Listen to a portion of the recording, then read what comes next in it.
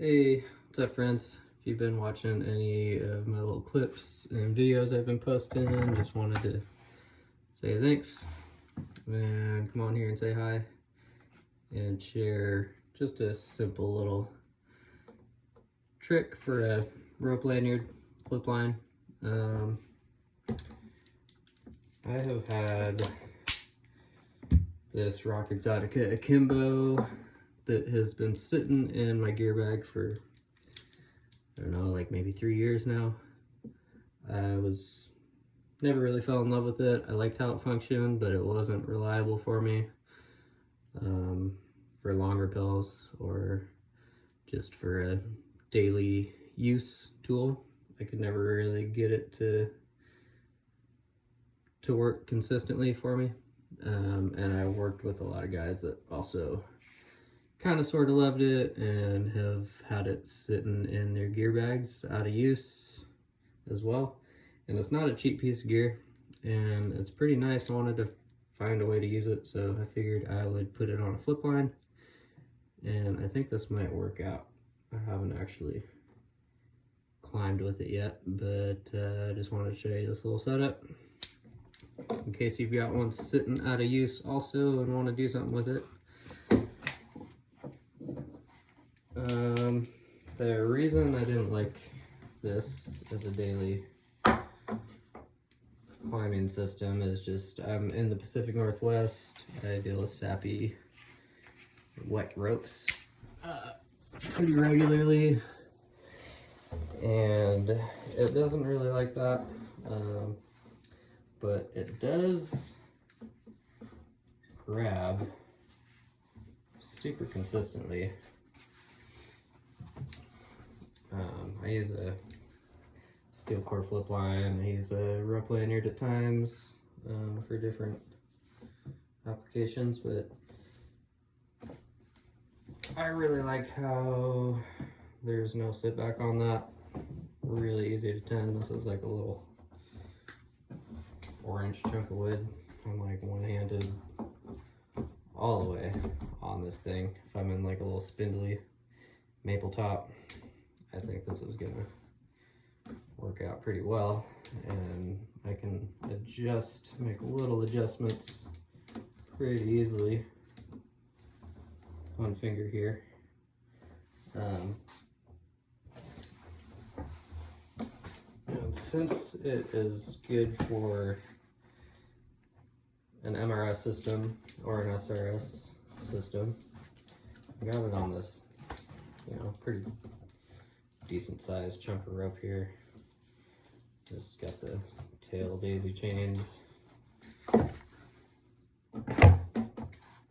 Little stopper knot in the tail, but this is a pretty good chunk of rope here for a nice little limb walk. If this is just my secondary system, if I was doubled up and wanted to come way out here, nice little chunk of rope. And it tends really easy. As far as any like mechanical device that I've used for SRT, this is one that I have found that is like the easiest to tend. So if I was just, I wouldn't normally just cinch a carabiner like that, right? It's a no-no, but it's demonstrating like the ease, right? Of like a one-handed SRT.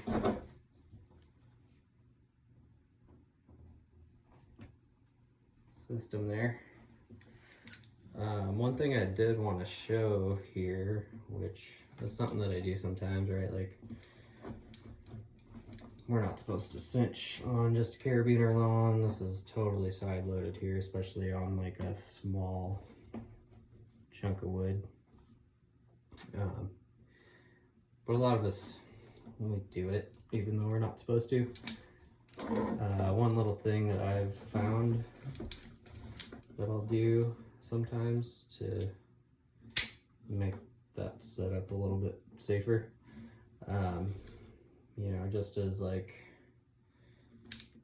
same way as if you were rigging a branch, right, or rigging something heavy, and you are adding a half hitch into your system.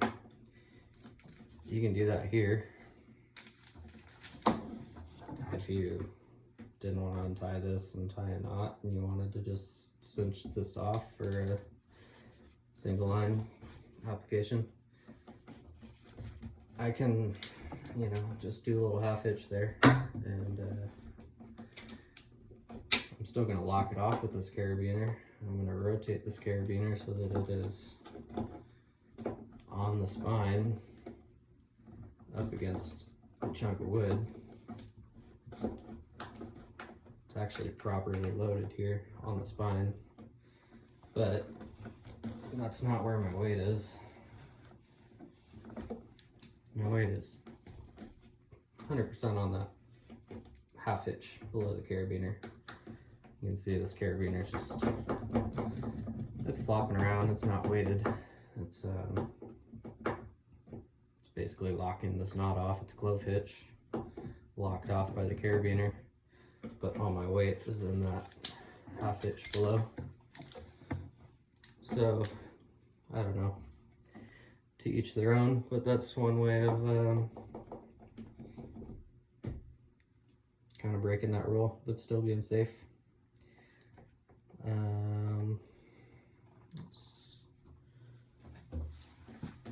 So now you've got single line. This rope is that much longer for a pretty nice little limb walk. If I was tied in over here with my main tying point, had this as a secondary, that's pretty nice. I can get pretty comfy on a pretty gnarly limb walk. And then it's also a pretty basic little tip that I wanted to share for those who don't know, or if you already know, share it anyway.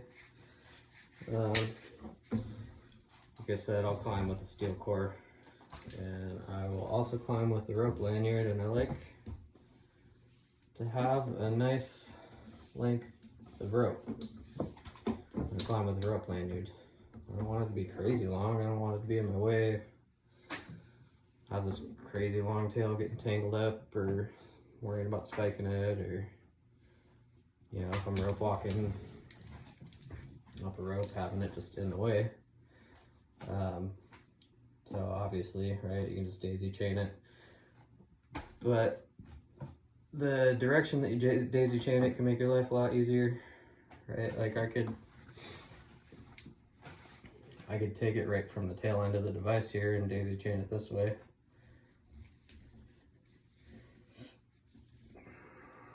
But if I do this, anytime I need, you know, anytime I need this extra length, I've got to like undo this entire daisy chain from the tail by hand, which is annoying, and then it's all undone. So I have always gone to the tail end of my rope where I have my stopper knot and start my daisy chain from that end. I don't know if you can see this, but you get the point, I'm sure. Now I can get this tail whatever length I want it, keep it out of my way.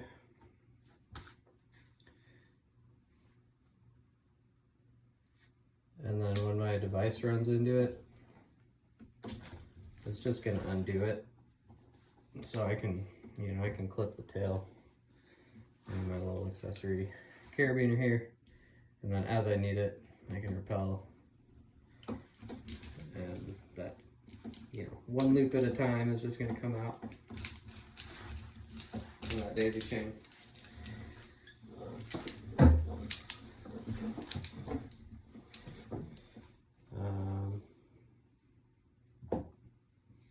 can be annoying, especially with a new rope. Just daisy chain like that. If you don't have it clipped on your back, and it just undoes itself. So pretty easy to deal with. Get it to the length you want.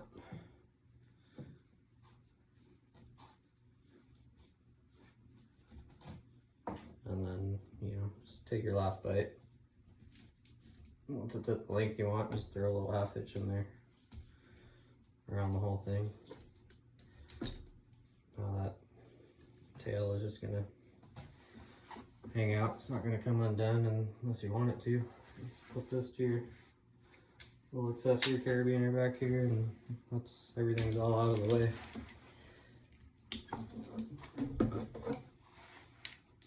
Nice and neat. You're gonna rope walk or something. It's a nice light little 11mm chunk of rope. So anyway, I just wanted to share that little tidbit for anyone who cares. Say hi. Thanks for watching. For the love of trees.